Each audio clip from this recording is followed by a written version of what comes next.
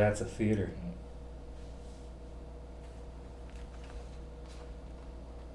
And these really were palaces. Yeah. I thought you'd like this. Glad I was able to find a copy of this because these photos are really, really something to look back on.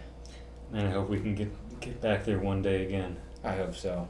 There's nothing like, look at this, just like sitting in that massive audience in the dark, just dreaming together, looking at those images on the screen. I mean, these are some of the most magnificent interiors that I've ever seen. Yeah. The frescoes on the ceiling, the seats, all the gilded designs. It's so ornate.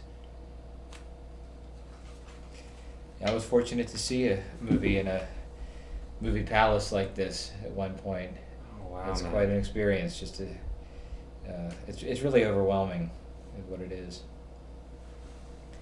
You know, it's funny though because I've been thinking recently as we've been watching everything on our whatever devices we can get access to. I was thinking a little bit about, for all the magic of the theatrical experience, about how there is kind of this whole parallel history of film exhibition that has been more personalized, kind of like what we're stuck with today. But I mean, it goes all the way back to the kinetoscope, if you think about it. Yeah, just looking down, putting Yeah. the coin, turning. Right. Yeah. Yeah.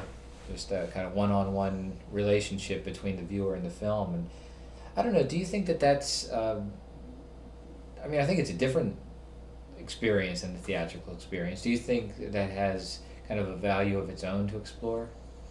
Of course it has a value of its own, but I think part of what makes cinema was that shared experience, because the kinetoscope didn't take off the way that, the Lumiere, projection with everyone in attendance together. Like, Right. there was a connection, there was something else.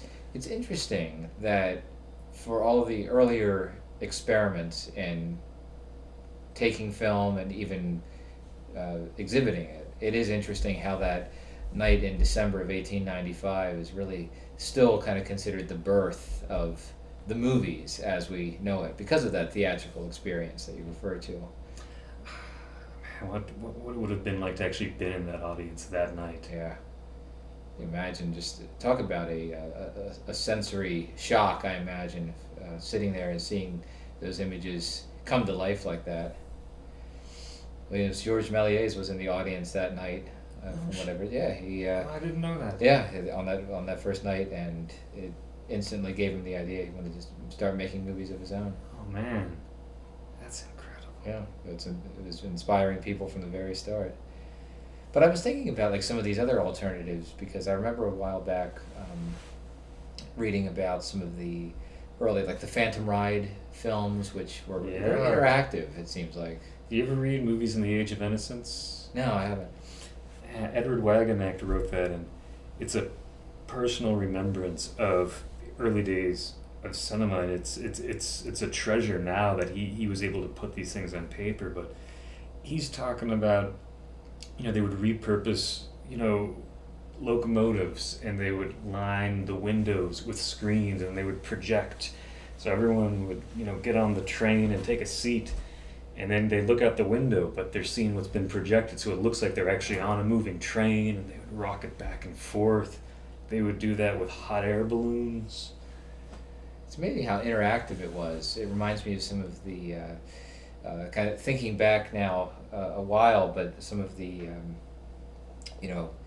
theme park attractions where they kind of were doing similar things with the digital screens, on the sides of the rides, to create that kind of immersive effect. But that's another way that you kind of experience moving images.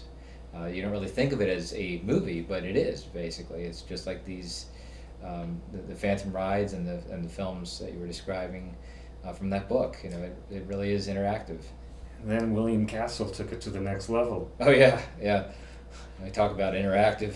Was it with the Tingler that, that they had the part in the movie where the Tingler's in the audience, look under your seat, right, and having somebody that's been paid to get electrocuted by the Tingler, yeah, tingled to death.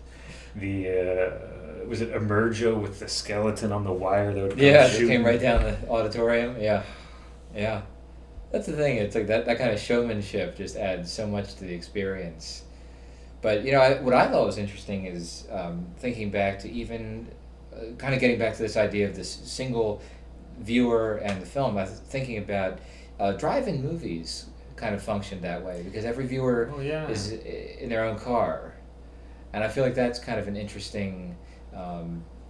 Again, that one's interesting because you're surrounded by people, but they're all isolated in their cars. I never got to experience it. Oh, really? Oh, that was fun. No. I used to go in the summer. I used to go every weekend, do double or triple features, and I mean that really was just for like the social experience of getting out there with friends and just the movie was almost secondary at that point, but just it was just a chance to really get people together and hang out, and you'd see the same movie probably 2 or 3 times because they keep running them over the course of a month or whatever. But you didn't care. It was just fun to get out there. It always seemed. I mean, to me, it was always like this piece of mythology. Like, after seeing something like Targets or Dead End Drive-In. Oh yeah, yeah. But it was never something that was real to me. It was. I always associate it with. It's funny, like the sensory experience of of memory of seeing movies. What I always remember about it was, of course, it was in the summer, and driving out there, and sometimes you'd be so tired because you would have to wait till it was dark to see the movie, and then you'd sit through a double feature, and you would be. There were some nights, leaving, I would be so tired, but I remember pulling out, and it was somehow always, kind of humid and misty at night because it was in the summer, but it was this weird experience where it was kind of cool, but it was also still very warm and humid at the same time. At that hour, we're talking like 2:00 in the morning probably, and just driving down those empty streets at night, and those are the memories that I really take from the drive-in. Funny enough, it's not even the movies; it's just the sensory and the sense of that experience. It's funny you mention that because there used to be a micro cinema that I would attend, and I always associated it with October because they would always show Halloween movies and horror movies all throughout the month. And I swear, if I left in June, I would still feel like when I walked out of those doors, it was October. The air would have that scent of autumn. Yeah. And it was just because like I associated it so much with that one particular month. Yeah, it's a great example of how these memories and senses attach themselves to the movie going, and I think even watching a certain movie can just conjure it right up. It's funny too because one thing about the drive-in was that from what I've read, they tried a lot of different things. The drive-in owners, tried a lot of different things to make the experience as comfortable as possible for the patrons over the years. And, for example, I was looking at one thing where they were actually pumping in cool air into the cars, for air conditioning. And what I was thinking is how, again, it's almost like being in your own home. Every little part of the experience was being tailored for your comfort. And I don't know, I think, and then, there's another example of this, which is I've read about this at the Anthology Film Archives. Peter Kubelka built the Invisible Cinema. Are you familiar with this? So it was, I believe it was in the auditorium having all the seats divided by the wooden panels. So you were almost like in your own little, it's like your own little blinders, your own little box. And, you couldn't see the people on either side of you. So it was really like you were in your own little chamber watching the movie. That reminds me, Wagonact was, mentioned in his book that at one point, in order to make it, socially acceptable for women to go to movies early in the late 1890s and early 1900s, they experimented with having a curtain with holes so they could sit in their bodies in a room with windows that was lighted. And then they put their heads through, and their heads are in the dark watching the movie. It's interesting how that experience of sitting in the dark is, it carries with it that kind of sense of mystery. I think even a heightened, maybe that's what it is, being in the dark, we have that kind of heightened awareness of what's going on. And I always remember the very first movie that I saw in a theater was Disney's Bambi. Mm-hmm. And what I remember about the experience more than anything was just how dark it was. It was just being in that dark space. Watching a horror movie, you turn on the lights and the horror goes away. Yeah. I mean, that's the thing. I as much as I would love to have the experience of sitting in a theater again, and I really hope that we do, but I think it's just interesting to think about all these alternatives that have existed over the years, and that they bring their own unique little qualities to them.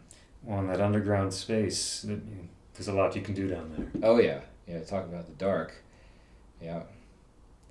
Yeah, that's just my hope, is that if nothing else, we can keep alive the experience of seeing the movies with other people. And I think that is, it doesn't matter how big or small the screen is, but having other people to share the experience with, I think, is really going to be key. Yeah. Well, I just realized it's getting pretty late. I don't know if you should be, I don't know if it's even safe for you to be heading home right now. No. At some point I gotta go back out there. All right. Ready? Yeah, let's go for it.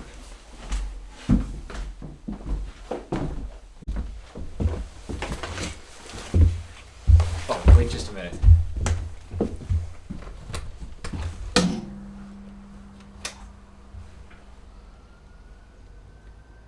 All right, looks like the coast is clear.